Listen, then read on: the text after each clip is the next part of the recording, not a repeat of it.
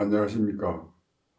오늘은 자기가 가진 그물을 의심하라, 이것을 화두로 이야기하겠습니다.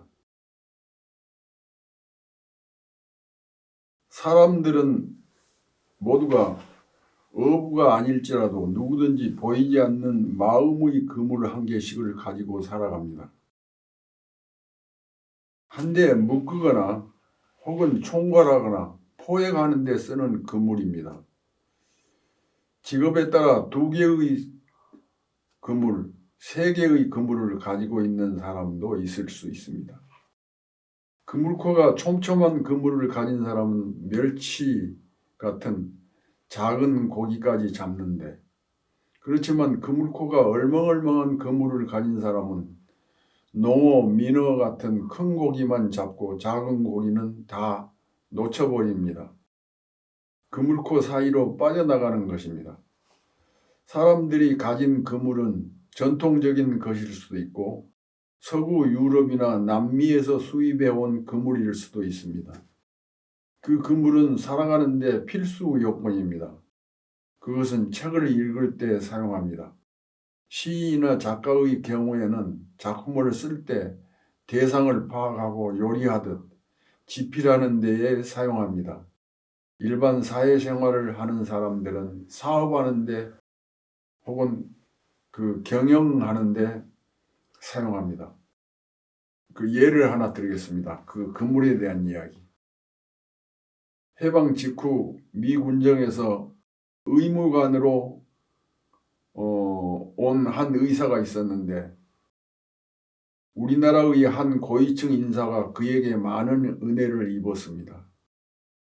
해방 직후니까 아스피린이나 항생제 따위를 처방받기도 하고 많은 의료 혜택을 받았습니다. 그 의사가 임기를 마치고 귀국할 때 고위층 인사는 그 의사에게 무슨 선물을 할까 고심하다가 6년근 인삼을 잘 포장하여 선물했습니다. 그 선물 겉에다가 설명하는 편지를 써 넣었습니다. 신비한 약품이니 사람의 몸에 매우 좋은 것이라는 편지입니다. 한 해가 지난 어느 날 미국으로 돌아간 그 의사로부터 편지와 함께 소포가 왔는데 열어보니 선물한 인삼이었습니다. 편지에는 그 인삼을 과학적으로 분석한 성분들이 도표로 그려져 있었습니다. 탄수화물, 칼슘, 비타민, 무기물, 수분 따위가 각각 몇 %라는 도표. 사연은 이것은 무나 배추, 당근 같은 일반 식품과 별 차이가 없다는 것, 자기는 필요 없으니 당신이나 잡수라는 것이었습니다. 인삼을 과학적으로 분석한 결과는 무엇일까? 그것은 어떤 그물로 어떤 방법으로 그 인삼이 내포한 영양소를 건져 올렸을까? 그 의사는 합리적으로 연구 분석한다고 했지만 그의 합리적인 그물에는 근본적인 허점이 있는 것 아닐까? 그물코가 너무 얼멍얼멍하여 너무 이렇게 성기어서 칼슘, 탄수화물, 비타민 따위는 건져 올렸지만 그 밖에 건져 올릴 수 없는 미네랄 따위의 신비한 약효는 그물코 사이로 다 빠져나가 버린 것인지도 모른다. 내가 생각하기로는 인삼은 인간이 과학적으로 많은 그물을 이용해서 건져내지 못한 미네랄 따위의 신비한 약효인 것 아닐까. 나는 그 의사의 합리적인 그물을 신뢰할 수 없는 것인데 그것은 나와 그 의사의 삶의 방법이 다른 까닭일 터이다. 그 의사의 그물은 한국의 인삼이 가진 신비한 약효를 건져 올리기에 적합하지 않는 그물인지도 모른다.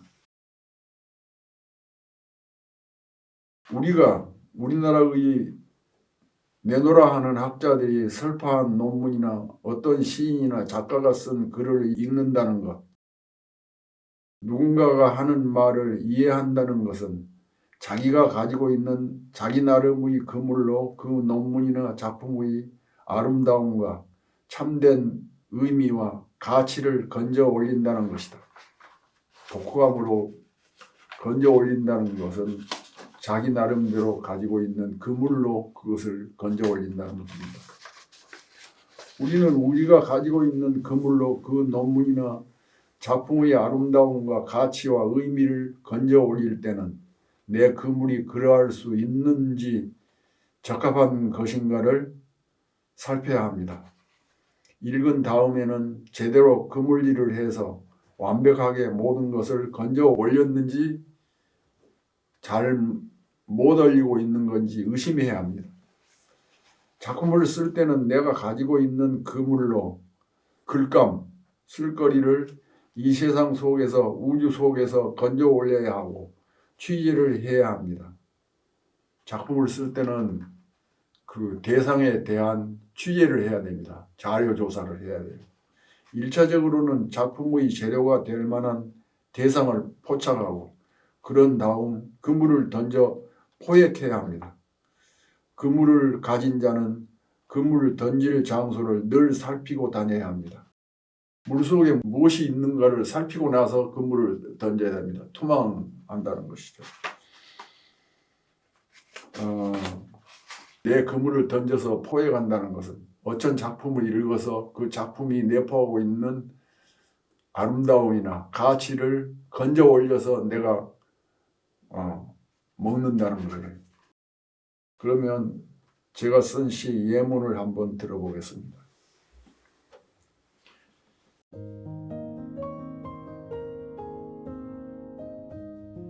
제목이 도무의 교양시입니다. 지행스님의 점심 초대를 받고 청관사에 가서 산나물 속에 들어있는 앙증스러운 종 모양의 하얀 오랑캐꽃을 먹고 연분홍의 앵초꽃과 진분홍의 꽃잔디 꽃들을 먹고 황금색 배추꽃, 보랏빛의 무청꽃을 먹고 질경이와 드르브의 새순도 먹고 칡순도 먹고 향이 진한 고소나물도 먹고 수컷 꾀꼬리와 휘파람새의 부리에서 움터나는 우윳빛 삘기 같은 소리도 먹고 표레롱 나는 비둘기와 꺽꺽 푸드득 하는 장기 소리도 먹었다. 삼층 석탑도 종루에 걸린 범정도 대웅전 보랏빛 그늘에 앉은 부처님과 천수천한 간음 보살님의 잔잔한 미소도 고추장에 비벼 먹었더니 내 몸은 거대한 불도와 한 송이로 부풀어 오르고 새북 소리처럼 가슴이 두근두근하여 해우소로 의적의적 걸어가서 가랑이를 벌리고 아주 기분 좋게 어묵이 교양실을 휘갈기고 나오는데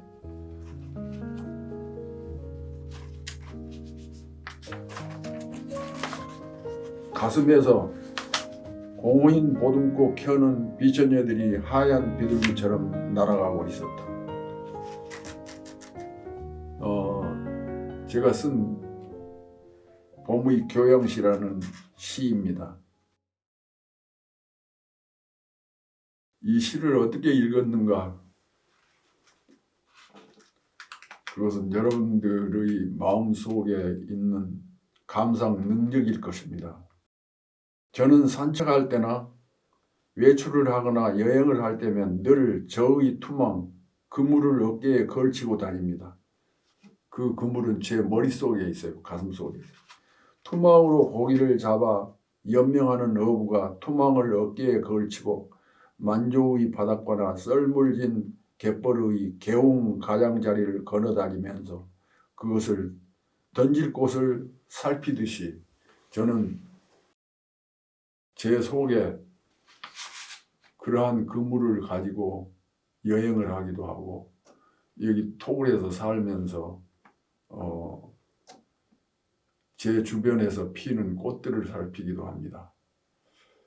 그 꽃들을 살필 때 그 꽃 속에서 아름다움과 의미와 가치를 포획하기 위해서 저는 그물을 던집니다.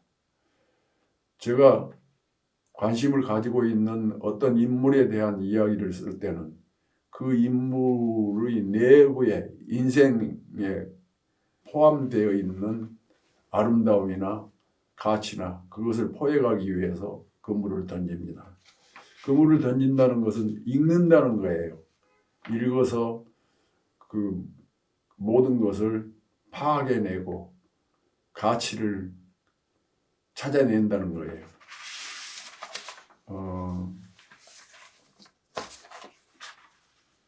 오늘 제가 자기가 가진 그물을 의심하라 그랬는데 큰 고기를 잡을 때는 얼멍얼멍해도 되지만 작은 고기를 잡으려면 촘촘하지 않으면 안 됩니다. 자기 그물이 어떤 것인가를 잘 살펴서 해야 됩니다. 먼저 그러한 그물을 준비해서 가지고 다녀야 합니다. 그 그물은 어떻게 장만하느냐 하면 여러분들이 공부를 통해 장만해야 합니다. 책을 읽고 좋은 시를 달달 외우고 그러면서 여러분들의 감수성을 예민하게 해서 그것을 포획해야 됩니다. 오늘 제 강의가 여러분들의 글쓰고 사유하는 데 도움이 되었으면 좋겠습니다. 감사합니다. 한승원 선생님의 강의는 매주 1회에서 2회 업로드합니다. 교재는 한승원 글쓰기 비법 108가지입니다. 글쓰기는 영혼을 맑게 하는 세상에서 가장 아름다운 비약입니다. 구독, 좋아요, 알림 설정 꼭 부탁드립니다.